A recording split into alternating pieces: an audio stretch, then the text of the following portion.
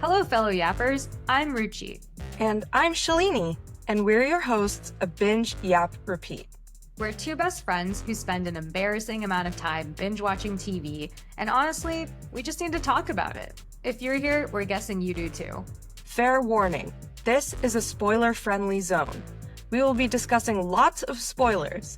So, if you haven't watched the show yet, hit pause, go binge, and come back when you're ready to yap with us. And now, it's yap time.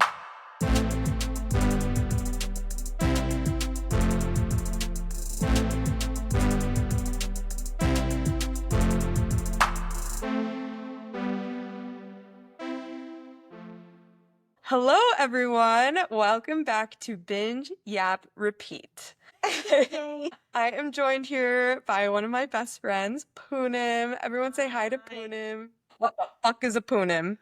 This. Poonim is here to discuss The Bear with me today. Yay!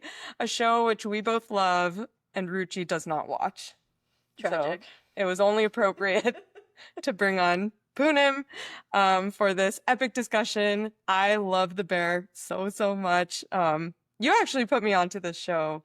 I watched, I think when season 3 came out, you told me, or I was at your place when season 3 came out, and then you watched the pilot with me so that I could get into the show. Okay. Yes. Yay. Oh, Yay. I forgot about that. But anyway, so today we'll be discussing The Bear. And this season has a few overarching plot lines. So usually we talk through the show's synopsis, but since we're already on season 4, we're way past the series synopsis. So the overarching plot lines of this season. 1, the bear, the restaurant, not the teddy bear, is up against the clock after a less than ideal review in the Chicago Tribune. And so everyone on board is kind of trying to tighten up the ship to see if they can survive. 2, Sydney is facing a decision about whether to stay at the Bear or join Shapiro at his new restaurant. 3rd, Richie's ex-wife is getting married. What's her name? Britt? Tiff. Tiffany. Her name is Bree in Community. Yes. That's right. Okay. Tiff is getting married, and Richie's kind of dealing with his feelings around that. Carmy is starting to think about what he wants and who he is outside of the restaurant. Anything else? I mean, there were smaller plot lines kind of in parallel, but I think that's a good summary of the season. All right. Great. Well, I guess we can start with overall thoughts. What did you think about this season overall? I will say that I really like the season because I just feel like the quality of the show and like the characters in the show make it feel like I'm coming back to like a family that I love so much. I feel like there were in prior seasons maybe more like character specific like growth arcs, but I think it came together nicely in this season where it's like kind of everyone's dealing with something and you just see them all like pushing forward in parallel. The vibe of it I feel like was exactly what you expect out of the Bear, like the ultra close-ups of people and food and like almost ASMR level of sound coming from a kitchen and the cacophony of all the Berzados and the facts and everyone else in this Chicago community just yelling at each other, which I loved. I always love that too. So yeah, I think I came away from the season pretty positively. That being said, I did finish the season like 2 hours ago. Oh yeah, same. So I haven't had a lot of time to really like sit with my thoughts on the season. I feel like if the show decides to not continue, it could be like a good close to the series. But selfishly, I hope it continues because I want to see, where the Bear goes from here. The show, obviously, and the restaurant. Yeah. So, yeah. What about you? I agree with you. I think it was so fun to be back in the world of the Bear. I just love the world of fine dining in general and like learning little tidbits about, they need to put out a pasta dish in less than 3 minutes if they want to Minutes. stay on the clock. Like, the sommeliers need to know exactly the vintage and the type of what, like there's just so much that goes into it. So I loved that aspect. I also loved being back in the Berzotto family. Yeah. And yeah, I think I loved like Richie's kind of side plot of trying to figure out the best speech of like bringing everyone together his as a pep talks family. every Yeah. day. His daily pep talks, and he kind of lands on like everyone that comes in is part of our family or something like that. I feel like as a viewer, they're bringing me in and I'm part of the family Yeah. too, you know? But I did feel at times kind of what you said about how in prior seasons there was a lot of character growth, or like major plot lines were around the growth of a character. Right. I did kind of feel like this season there wasn't that much of that. Like, Mhm. I don't know that the plot really moved forward. I feel like most of the movement of the plot happened in episode 1, where they bring in the non-negotiables, the help from Ever, and episode 10, where Carmy decides to leave. And like in between, it was just kind of like slice of life of being in that restaurant. Yeah, I could It's see like that. not that much moving. I personally love being in that slice of life, and Yeah. so it was enjoyable to watch. I just don't know if it was as like plot driven as I wanted it to be. Agreed. Agreed. I mean, I think the overarching like restaurant is on a clock and everyone's just trying to like figure out ways to optimize and find opportunity like Ibrahim was doing. Mhm. But yeah, it wasn't like a major development point, like Marcus going to Copenhagen and like Richie Sausage. dodging in like front house question mark Yeah. terminology. We do not come from the world of fine dining, if you could not tell. We're just happy to be involved when fine dining happens. What is the finest dining restaurant you have ever dined at? Oh, one was a sushi place that you took me to in Seattle. Oh, yeah. Which was at that time in my life by far the fanciest thing I'd ever experienced. We were what, like 22? 22, like broke out of college, going to this restaurant where the sushi chef was like the understudy person to Jiro of Mhm. Jiro Dreams of Sushi fame. Yeah, Sushi Kashiba. Yeah. And then when I went back with my now fiance Michael, had to like transfer money from our savings to our checking account because we got the bill and we were like, ooh, oh no. Like, Oh, no. it was like grad school, dire straits. I don't know why we went to this restaurant, but I was like, it was amazing. We have to go. Yeah. So maybe that. And maybe another one I went to in Chicago recently with some coworkers. It was like, I think like 8 courses called Oh, Boca. wow. And it was Oh, really good. Everything was amazing. nice. I saved the menu because I was like, I want to remember this forever. That was the night that I ate so much that in my hotel room I had to do like walking lunges because I was so Around your full bed. before going to bed. Nice. 10 out of 10 experience. What about you? I was actually gonna say Puyol and Quintonil, which were 2 restaurants we went to in Mexico Oh City. my gosh, yeah. And yeah, I feel like actually, even though Quintonil was more expensive, Puyol felt like more of an elevated fine dining experience to me. Puyol was the one we did first. Yes. Yes. With I the think I liked- mole. Yeah. Yeah. I really liked Puyol. And the company was fantastic. Yeah. That was super, super good. Yeah. And I would absolutely go back. And like the service was excellent. I remember we felt our table and we were like, this is the softest stone I've ever felt. It just like all the detail. Yeah. Okay, cool. So back to the bear. Since you brought up Ibra and his kind of side plot with the beef window, what were your thoughts on that kind of plot development of like him going out and finding opportunity and bringing in this like outsider to the business? I was kind of mixed on it because one, I respect the hell out of him for, I want to contribute to the success of just the overall like bear and beef combined sort of business situation. And he's such like a driven character, so wholesome and genuine in like his intentions and everything he does. But like this outside guy, I don't know. I got a little bit of like car salesman vibes from him. I mean, obviously, the window is doing really well and there's opportunity to expand without changing like day-to-day setup. Mm-hmm. And so he comes to the idea of like a mini franchise thing. And I don't know. I feel like when you have something as special as that, like maybe you could like dilute it a little bit. Or like, what if Carmy's not on board? Does he have like the authority to make these decisions independent of the bear?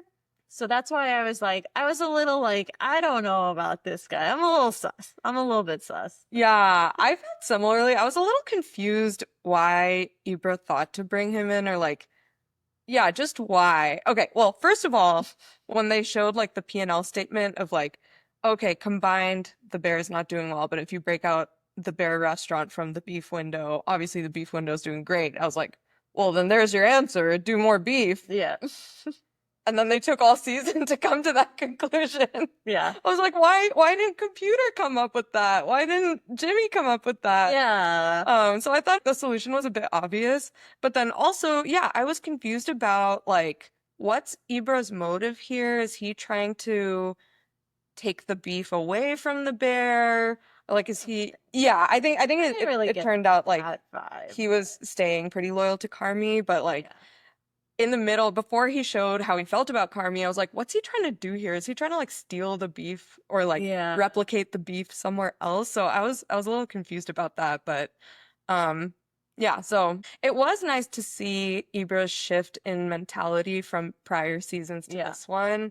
Because I think what they showed was that in season 2, when they're training the rest of the beef staff to be like fine dining chefs, the bear. Well, the former beef staff right. to be the bear staff. Yeah. Like everyone was pretty much on board with upskilling, but Ibra was so adamant about like staying as is. Yeah, staying as is, like staying simple. So I liked that they showed that shift of I think he's really stepping into the like leadership of the beef, and this is something that he like was a part of in the prior life and is now like kind of running operationally currently. So I feel like it's near and dear to his heart.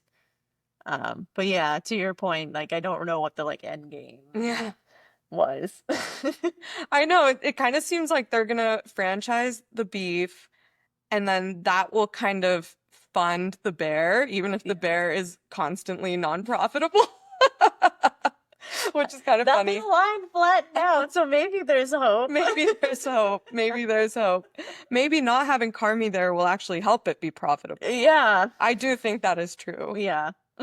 Mans likes to overcomplicate literally everything. Yes. But maybe that's why he's at where he's at. He's at the top of his game, you know? True. Very true. It wouldn't be the bear without Carmy. Exactly. That is true. Well, I guess we'll see. We'll see what happens. Is it? I guess going to Carmy's decision to step away from the bear, how do you interpret his choice to retire from the restaurant? Is it self-preservation, personal growth, or is this another symptom of like his PTSD running away from his problems? I think it might be a combination. Like he still very clearly carries this guilt about Mikey with him, and obviously complicated relationships with like his mother and Claire Bear, who's back in the picture. And so I think at the very beginning of the season, Natalie or Sugar kind of sets it up where she's like, you used to love it. Like, opening the question of, do you still love it? So I think personal growth for sure, where he's like, there is shit that I need to deal with. And what I don't understand is why he thinks he could only do that outside of the restaurant. 'Cause like, this is his baby. This is him and his brother's dream, right? It would take a lot to step away from that. I went back and forth on it a little bit because, to your point, in my opinion, like the bear is not the bear without Carmy as like a nexus. That's what the plan is for the next season. Like, does he find some resolution in his personal life and processing his many demons. Yeah. Does he make a return? I don't know. I guess we have to wait and see. Yeah, I agree. I think I was kind of thinking to myself, like, is this a decision of strength or is this a decision of weakness? His decision to step away. I I definitely think he tends to like martyrize himself a lot. He's like, oh, like I'm the worst, so like I need to step away or like I need Yeah. to stop doing everything.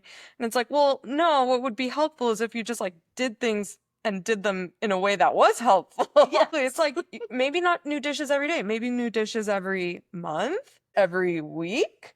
Like I think, yeah, I don't know. I feel like that would Yeah. there's something in between creating new dishes every day and fucking up operations and quitting. And Carmy has not Very found that. extreme. Yeah. And they, I think Richie was just like, oh yeah, you run away. Like you're good at that. So Yeah. it's like, is this just him stuck in this pattern of like build up to this thing is achieved, have a crisis, leave, Right. Totally. So yeah. Yeah.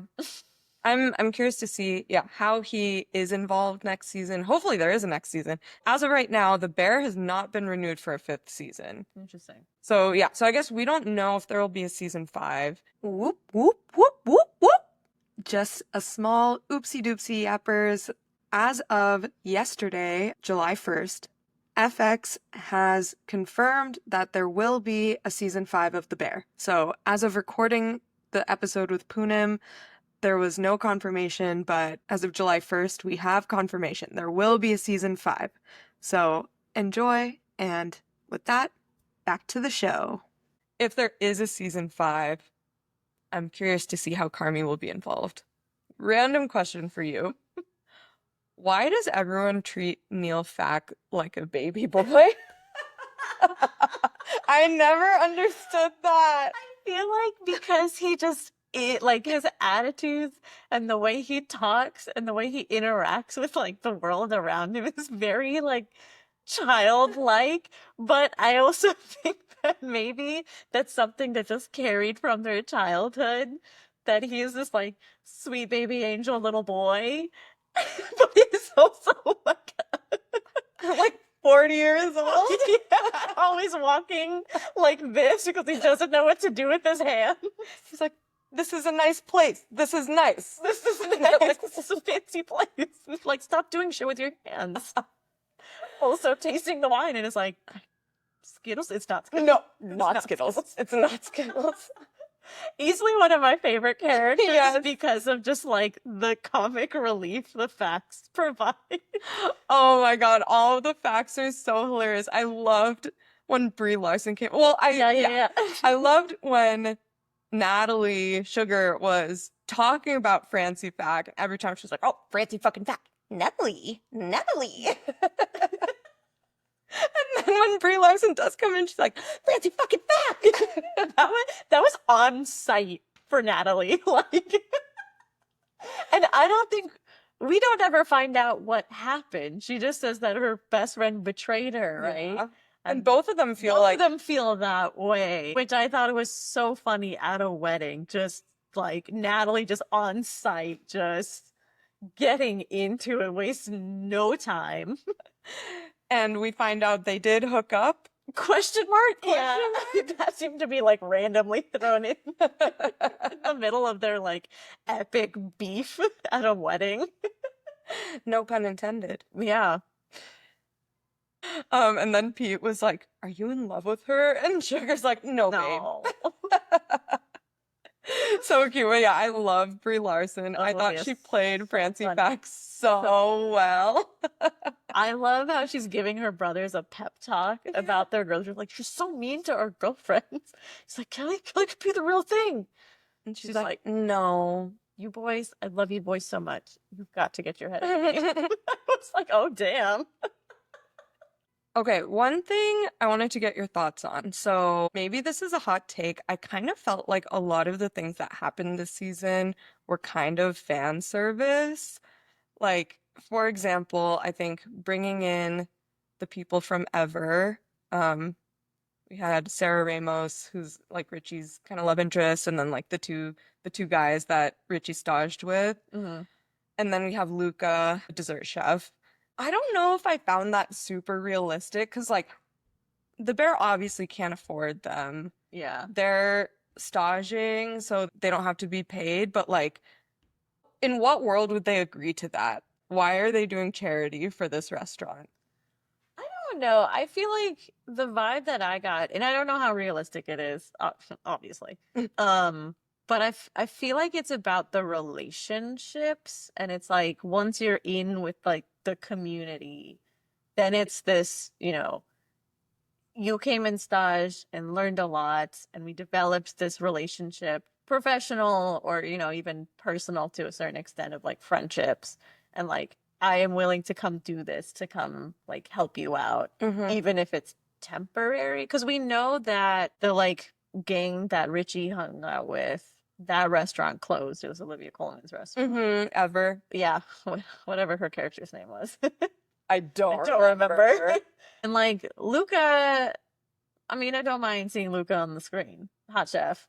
Agreed. Baking. Agreed. But this is why I was like, is this fan service? Yeah, I could see that. But it sounds like, like Luca and Carmy worked together, or he worked under Carmy. So there's like a relationship there, and he's already back in Chicago. So maybe this is something he does to fill the time. Is he making money? What's going on in his life? How is he paying the bill? No idea. Because as far as I am aware, rent in Chicago is also not cheap. Yeah. Based on my friend having recently moved apartments. So yeah, I don't know how realistic that is. Like but the ever superstar team, if they hadn't come in, oh my God, Sarah Ramos is such a wizard. I actually forgot her character's name. Jess. Jess, yeah, definitely a wizard. Also, kind of psychologist, therapist for Richie. Like really able to like cut through what he's trying to say or ask for. Love that. And then the last fan service moment, but it actually mimicked a scene from season 2 that was my favorite like scene from this entire show, was when they did the VIP treatment for the family whose daughter just recovered from cancer. Yeah. And they like did the whole beef sandwich special and like gave her snow and stuff. It really mimicked that scene from season 2 where they like bring, was it Lou Malnati's pizza or something, some sort of famous deep dish pizza in Chicago to the people dining at Ever, and then they were like, "You did not hear me say that," and they're like so happy. Yeah. And that's kind of Richie's first time where he feels like so much pride over what he does. So yeah. As a fan, I loved seeing the snow scene, but then as a critic, I was like, are they just like recreating scenes that we loved from other seasons? I could see that. I mean, yeah, maybe it's just kind of doubling down or emphasizing just like how much Richie has grown in the role. And it's like, well, now I know to do this, and he gets to be creative about what he thinks would be the most meaningful. And I kind of got a suspicion from that scene that like that guy dining alone who saw it was like gonna be a critic. Yeah, me too. But I was like, I don't think that was the guy that called Nat at the end of the season. So maybe it was just like, somebody who happened to be at the restaurant saw this and was like, wow, that was really freaking nice. So yeah, I don't know. But it warms the heart when you see, well, Richie gets so much out of doing this for people and just the thought that goes into it. Yeah, I did love that scene. Actually, I totally forgot about that guy who they spent so much time on at the end, because they like set it up in the prior episode that the Michelin critics usually change their name every time they go to a restaurant. It sometimes happens to be a street of the city they are in at the time, and then the Uber driver comes and says Mr. Clark. So then I looked up if Clark is a street in Chicago, and it is a very long street in Chicago that like runs basically down the entire downtown. So then I was like, oh, that's what they're trying to do. But then it never came back to him. So I don't know, maybe that'll happen in season 5 if we get a season. Yeah, because I feel like it was after that episode where Neil Fack saw that it was like, oh, this is the food and wine guy. that's like on the reservation list who's coming. Yeah. And so like that's how Marcus gets the like Rising Stars Right. award or something of that sort. Yeah. So yeah, that's a good I point. don't know like why it was such a weird detail that I thought would come back, but then it ended up being kind of erroneous. I mean, maybe it's laying some groundwork for the future. I don't know. Again, if there is even a season 5. So I hope so. Let's talk about Sydney a little bit. So her storyline this season was dealing with her decision of whether to stay at the Bear or leave and join Shapiro at his new restaurant. Mhm. B, her dad gets sick in the middle. C, I guess like I don't even know if we can call this C. Maybe like X is that I feel like they were kind of setting both Marcus and Luca up to be love interests for her and like various. Maybe not this season. Marcus from season 1, Yeah. for sure. Yeah. Then at the end of last season, she and Luca are like talking a lot at the final ever dinner. And they like have a really long one-on-one discussion, and then he comes to her place after with like the big party where everyone's like making frozen pizza and stuff. Yeah. And they show them talking, and then this season, the one conversation they had, I thought was pretty flirtatious. She's like, "Oh, we cannot afford you," and then he's like, He says chives funny. Oh, And she's yeah, like, how did you make that word into 2 syllables? "That's right, yes, the chives conversation, yeah." chives. Yeah. And so, yeah, I thought that was pretty flirtatious. So I was like, oh, okay, we're gonna get like some interesting love triangle shit because obviously Marcus is maybe holding a torch for her a little bit, but then nothing came of it. I guess they never came back to Yeah. Yeah, I mean, I thought it was interesting. I guess I can never really tell because Edibiri, is that how you say it? I think so. Is so good at playing like just an awkward person, you know? So sometimes I never get like, does she harbor feelings like that for anyone? Because I remember reading, maybe it was after season 2 or season 3, like, is there going to be something between Sid and Carmy? Oh. And then like Oh, God. Claire came into the picture and we're like, guess not. So yeah, I don't know. That is interesting. Yeah, so I don't know. Maybe that'll be another season 5 plotline. Who knows? I mean, at this point, we could basically write it ourselves. Yeah. Okay, so that's one Sydney plotline. The other one is her decision to stay at the Bear. Yeah. What did you think of that whole conundrum? I feel like she was leaning towards taking it for most of the season, and then the wedding episode happens. And I think for her, that was almost a reminder of like, they are this absolutely batshit crazy, chaotic family, but it's her family now. Like, she's part of it. She was under the table with the rest of the aunties and uncles, hanging out with the little girl who didn't want to dance. You know what I mean? Yeah. So I feel like, you know, it makes sense that that is something that's so important to her that she would want to stay, even though, you know, it is a little bit of a sinking ship.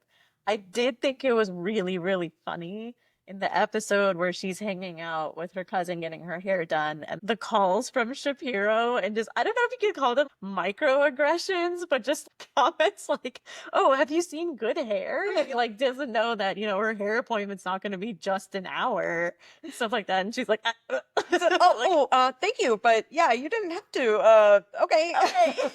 It's like, and he like, when he's talking about the vision for the kitchen and he's walking her through, he's like, bring all these like Afro-Caribbean flavors, and he like points at her and her face is like, okay. Yeah. So I'm like, I don't know if maybe that was something that they didn't want to make too obvious, but it's something that maybe she would think about, like, this guy sometimes says stuff that, you know, well-meaning, but like maybe like not the most appropriate, you know, discussion to have. That's a really good point. I do think that was very intentional of the writers to put in there, and I think from her perspective, I could totally see her being like, well, at the Bear, I am another I'm a family member. I don't feel like they see me any different than they see anyone else in this family. Versus with Shapiro, it's like, oh, I am the Afro-Caribbean like representative. Yes. And he is using me to execute on this vision he has for a very diverse kind of performative thing. Yeah.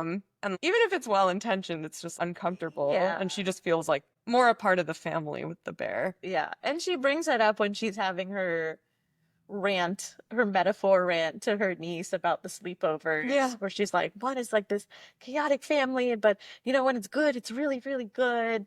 And, you know, do I want to like start over somewhere else? And that's probably another decision. And, Yeah. you know, the niece was just like, sounds like you should go to the sleepover that has pizza. Yeah. Like, it's not about the pizza.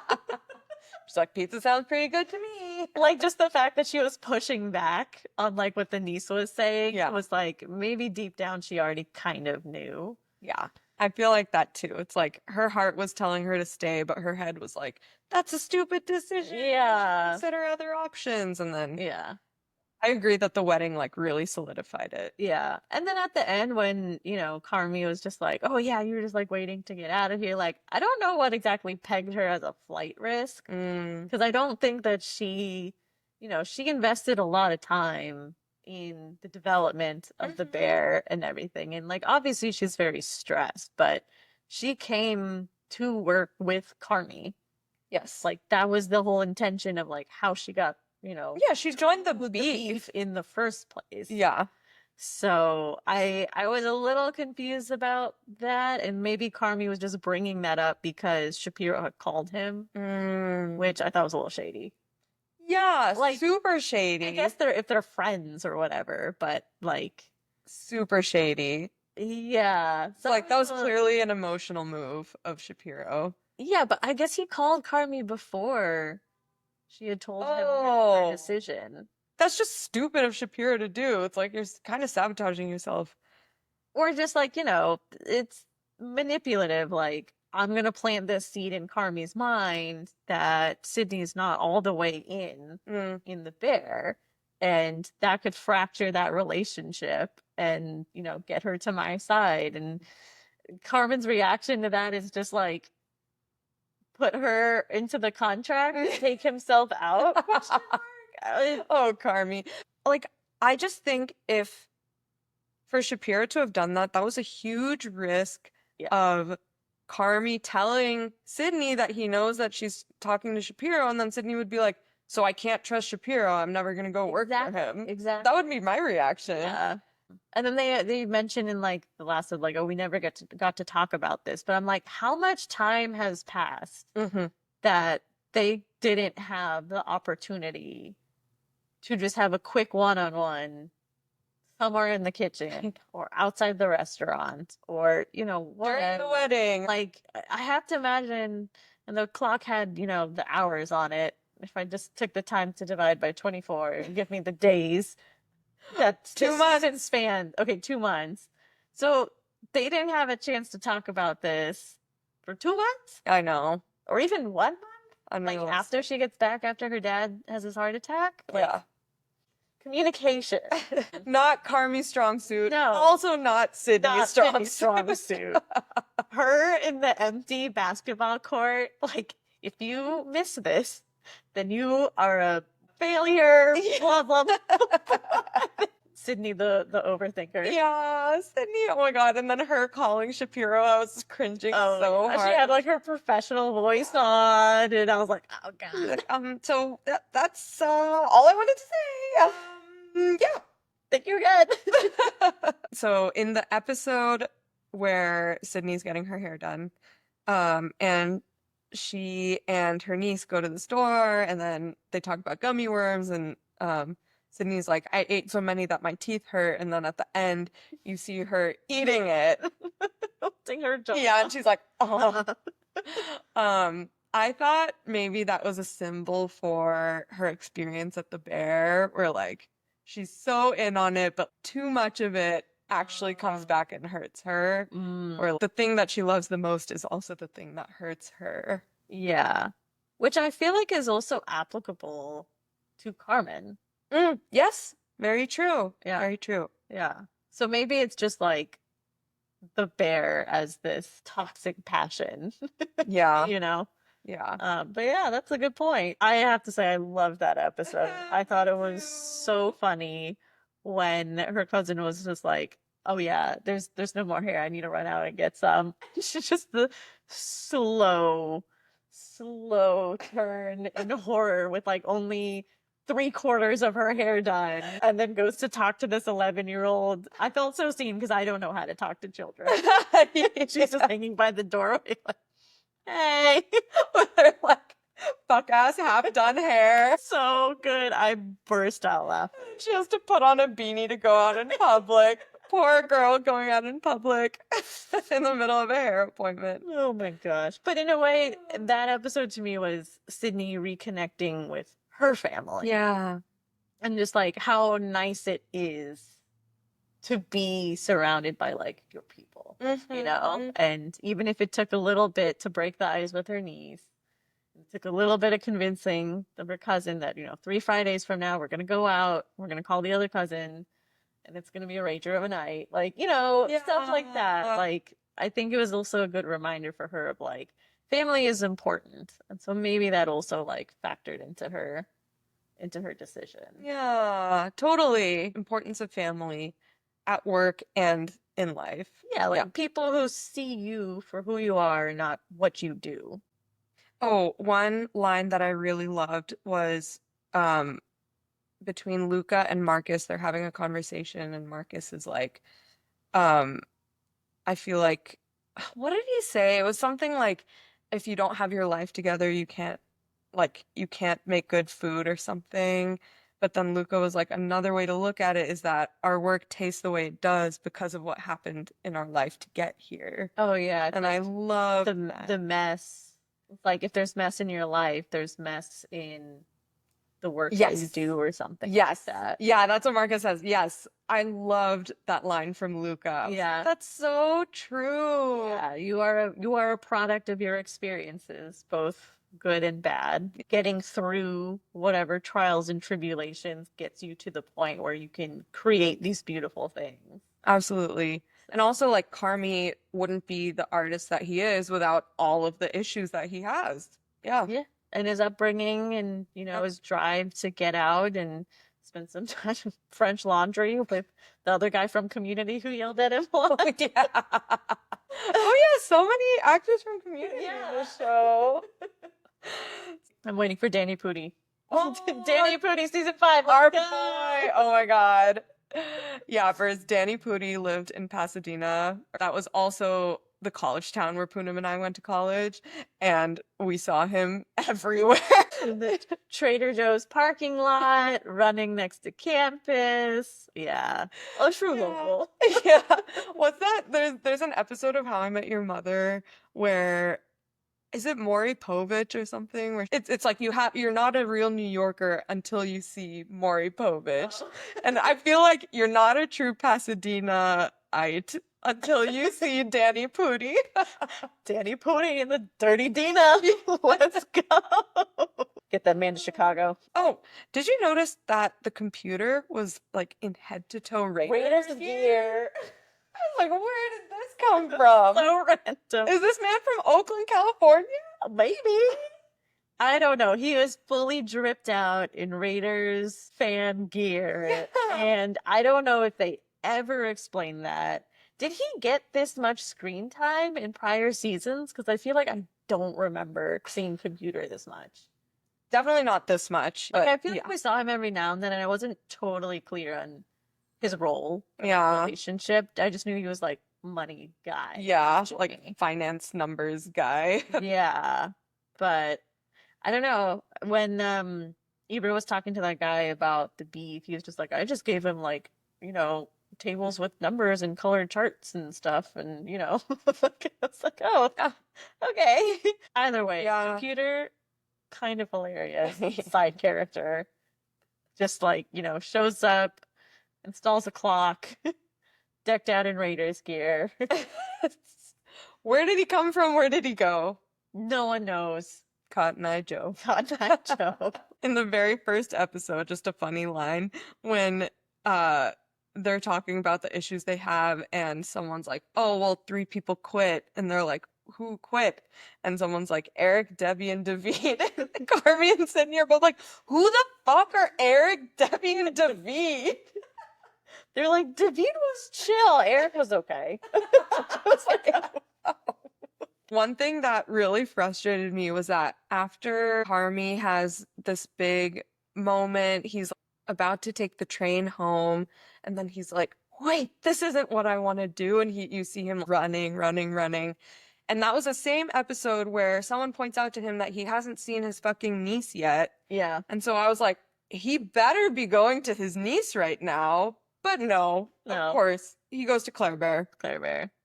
I'm not a huge fan of Claire Bear's character. Really? I don't know if this is a hot take. She feels like such a one-dimensional character whose only purpose is to show Carmy like there is this other world outside of the restaurant where it's like, you know, you can absolutely connect with another human being outside of a kitchen. But outside of that, her character makes no sense to me. Like, I get that she's a doctor. Love that for her. We stand a qualified queen. Why is she picking up the phone like randomly throughout the day? Like, I don't think that that's how doctors' shifts work. Busy? Yeah. I thought that, you know, you can only really chat on your break, and I can't imagine it's that long. But for a busy doctor and a busy chef to just be calling each other, having these deep conversations, and then being like, haha, insert like kind of flat joke, and just disappear again until I know. she shows up and he's like, oh my God, it's Sophie. I'm not Sophie. Claire Bear's at this wedding. I know. Yeah. I know our friend Emily also does not like her. But it's because Emily said that she thinks Claire thinks she's prettier than she is. Which you know, like the facts said it. I think Jimmy said it. And then maybe even Richie said it, but it's just like, oh my God, Claire is so gorgeous. Yeah. She's so pretty. And I'm just like, it's not that she's Ugly. Yeah. She is a very attractive woman. I just feel like there's so much hype around her, and I don't get to see why. She seems like such a flat character that's just like a foil to Carmen. Yeah. I wonder if it's because everyone else in all of those people's lives are hot messes, and she's clearly got her shit together and is conventionally attractive. She just isn't, you know, everyone else in the show is a character. They have their personality, they have their quirks, they have their fears, they have their journeys. And she's just kind of there. Yeah, I agree with that. I don't think her character has very much depth. I liked how they showed Donna, so Carmy's mom, trying harder, right? Like, so she's sober for a year. She's trying to reconnect with Carmen. She acknowledges just, you know, how mean and fucked up of a childhood she gave those three. Oh, hello. What did you think about that? Yappers, we have a friend joining. Hello, Melly. Hello. So yeah, I mean, I thought that was really nice because I think that so many people in the show carry guilt for Mikey. The mom, Richie, Carmy, you know, like maybe even Nat to a certain extent. Yeah. Like they all carry that. And so I feel like it was nice to see some sort of healing resolution. And obviously, you know, they're not going to be best friends after one conversation and one very fancy chicken meal he makes for his mother. But, you know, it lays the groundwork. And maybe that's why Carmen's just like, maybe I should take a step back and like my mom of all people is working on herself. So maybe that's something I should too. But even just, you know, coming back to the central theme of like family, the interpersonal dynamics of the wedding episode. Like this episode was twice as long as the other episodes in the season. This was this season's 7 Fishes. Yes. Yes. And it was just as chaotic in a way, especially with Nat and Prince. Oh my God, yes. But it felt like, you know, more positive, more wholesome. Yeah. No one drove a car through the wall. Correct. So I feel like, in a way, it's like there's some growth that is happening in the background that I think is maybe inspiring the characters in the show. Yeah. You know, take a step back and think about where they are in their lives and their identities. So. Yeah, I do think it's like it's a sign of growth for all the characters that we've moved from Seven Fishes in season 2 to uh the wedding. What was that episode called? Bears. Yeah. That is a show of the growth that all of the characters have gone through. Yeah. There was one line from Donna where she's talking to Carmen and she's like, I don't know you and you don't know me and I did that. And, you know, she wants to be in his life. And I thought that that was a huge thing for Carmen. Yeah. But yeah, the only other thing that I had on my notes was our girl Tina, when the pressure is off, can make a sub 3-minute pasta. That's our girl. Okay, I was gonna ask about that. So yeah, I was wondering what they were trying to show with that. So was it that when she doesn't know she's being timed, she can perform in under 3 minutes? Yeah. But when she's stressed out, it takes longer. Yeah. Because I think that was Interesting. the conversation she had with Luca where he was like, when I worked for Carmy, he had me searing Wagyu steaks. Mm-hmm. He's like, when I would practice at home with literally anything, like I would nail it. But as soon as it was Wagyu and as soon as it was here in the kitchen, like it was just such a mess. And so I feel like he was trying to say like, you know, it's the pressure sucks, but at a certain point, you kind of like push beyond it. And if you can use it to help you versus using it as like a block, then you know you're capable of so much. So I think that the thing that him and Jess did with the secret timer and stuff like that was, you know, to show her that you are absolutely capable of this thing. The thing being, you know, sub 3-minute pasta. But for a character that we love so much, the only one who's willing to tell Carmy shit straight, like for her to achieve this, and you can just see the pride in her eyes and the confidence it gives her. So does she even know that she did her. it in under 3 minutes? So at the end, they're like, oh, like, can you put the plate over there? And then I think somebody leaves the timer next to the stove that she was cooking at. So she sees 2:59 and she just like starts to like smile and, you know, and no one even acknowledges, no one says a single thing, but it's like they have each other's backs. They scream at each other so much, but you know without a doubt that they are there for each other, whatever it takes. Yeah. Which I love. So sweet. I love Tina. I love Tina. I'm so happy she got her 3-minute pasta. Me too. Who is your favorite character on the show? I was thinking about this a lot. It's so hard just to have one. I feel like there's tiers of characters. Like Sydney, I will always have an extremely soft spot for.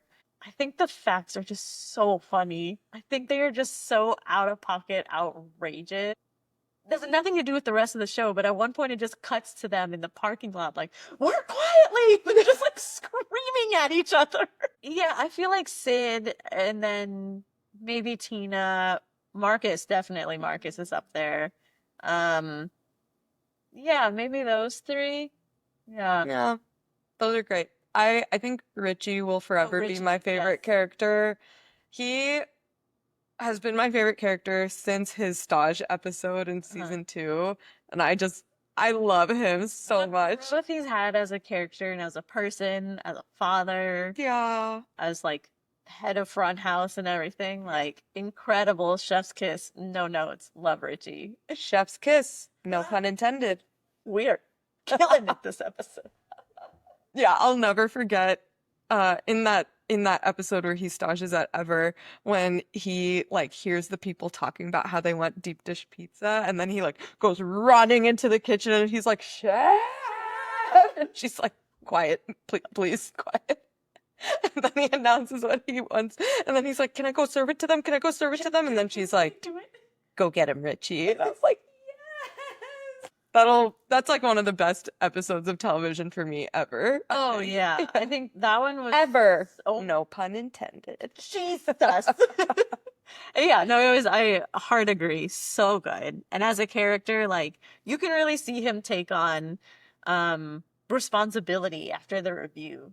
It's just like they said it was like chaos, and it's like I really dropped the ball and working so hard on his pep talks and stuff like that. Like just, doing everything in his power to, be the best he can be because he's found his place. Yeah. And I think that for him, he as a character might have been a little bit aimless, especially after like Mikey passed. I think it was good that, they showed his growth over the course of the whole show. Yeah.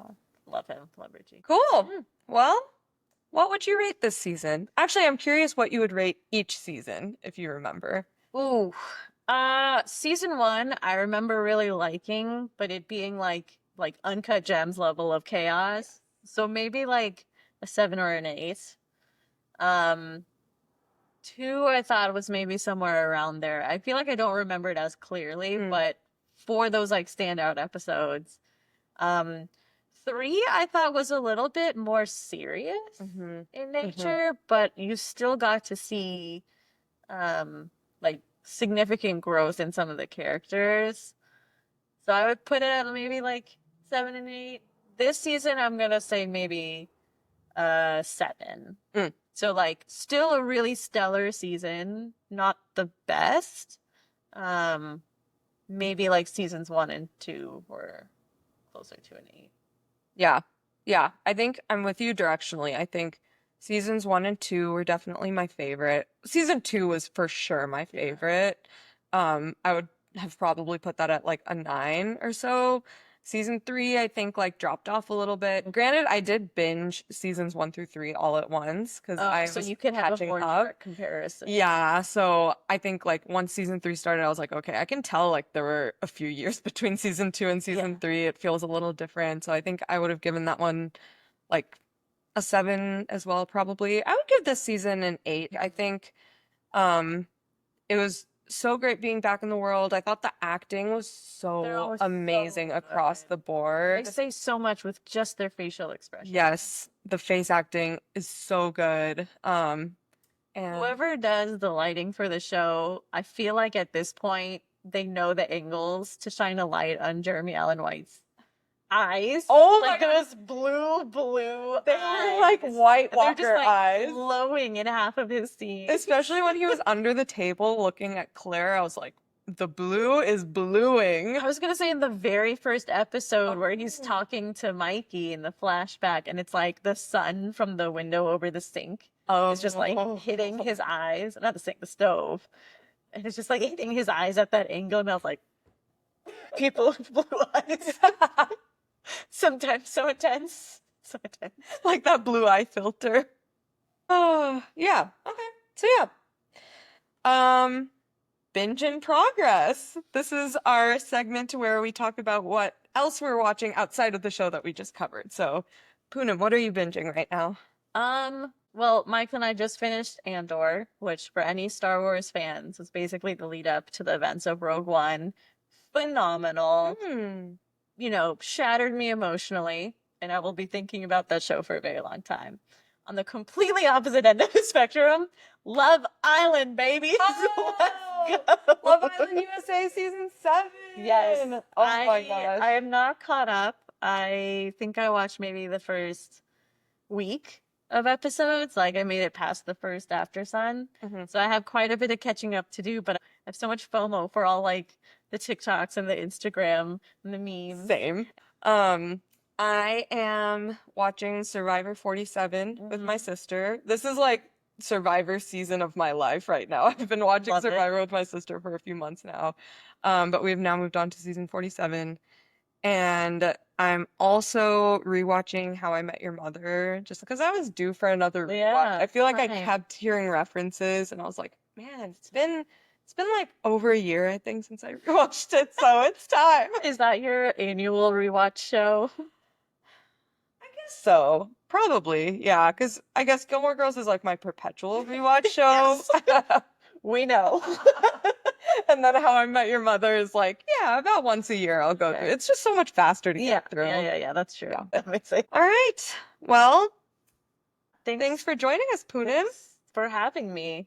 I'm super excited to be on the podcast and then listen to us talk to each other again on my commute. Yay! Thanks for yapping with us. If you loved this episode, have some hot takes we missed, or if you've got a show you're dying for us to binge next, follow us on socials. We're at Binge Yap Repeat. Until next time, happy binging!